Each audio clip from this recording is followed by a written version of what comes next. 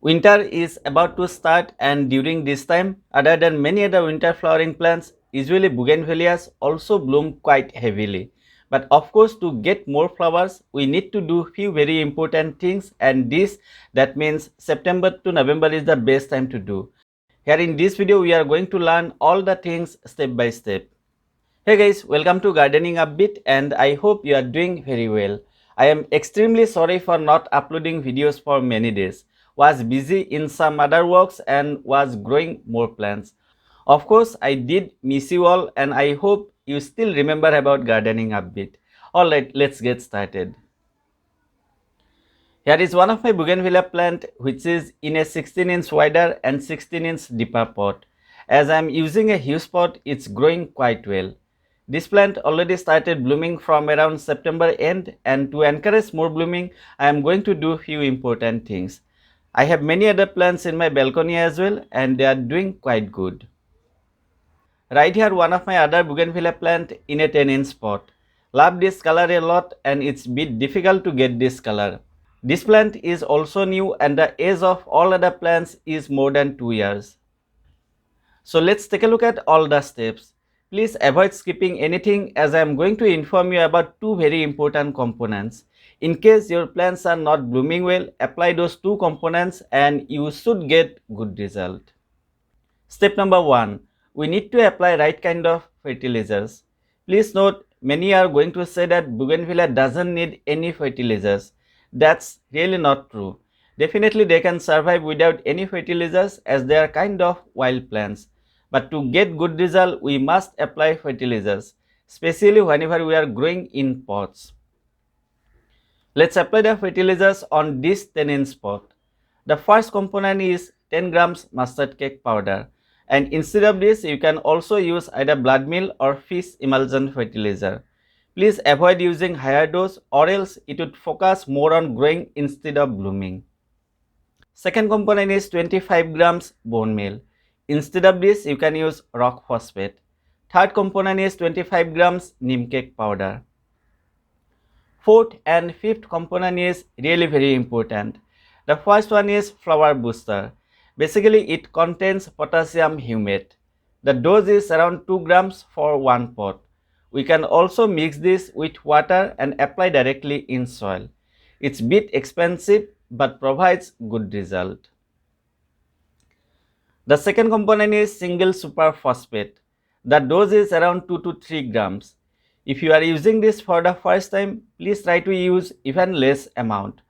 For example, 1/4 of a teaspoon at the first time, and while applying the second time, you can apply 2 to 3 grams. Please note that in case you find it difficult to manage the fourth and fifth components, just apply the first three. But if you have tried everything and still not getting more flowers, try to apply all of them. Depending on the size of the pot, we also need to manage the dose. For example, for the plants which are in 16-inch pots, I would increase the dose to double. Please try to feed your plants the same way once in 45 to 60 days from now onwards. Basically, at this time, applying the right amount of fertilizers is what's the most important thing. But there are few other things that we need to do. Let's take a look at all of them. Step number 2. Please avoid hard pruning at this time. Do hard pruning when they stop flowering and start growing. Usually they start to grow more during monsoon, or we can say that from around April-May. And during that time we can do the hard pruning. But obviously we can trim the long branches or even remove already spent blooms. I am doing the same thing here, trimming it so that it produces more new branches and flowers on them. So feel free to trim your plants and give it a good shape if you like. Step number 3. Avoid watering too frequently, and please don't keep the soil consistently wet all the time. Always wait and let the top 2 inches soil dry out before watering.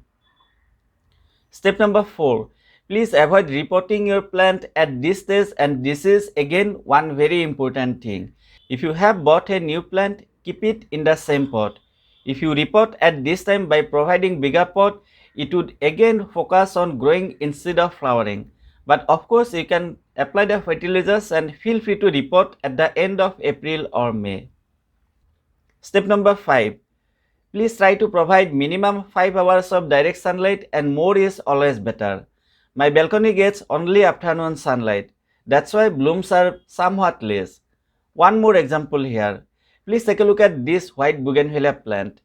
Just recently it has started to bloom, and I doubt that it's going to bloom heavily as it's getting around 4 hours of direct sunlight. But again, please take a look at the same plant when it was getting whole day of sunlight. A huge difference, isn't it?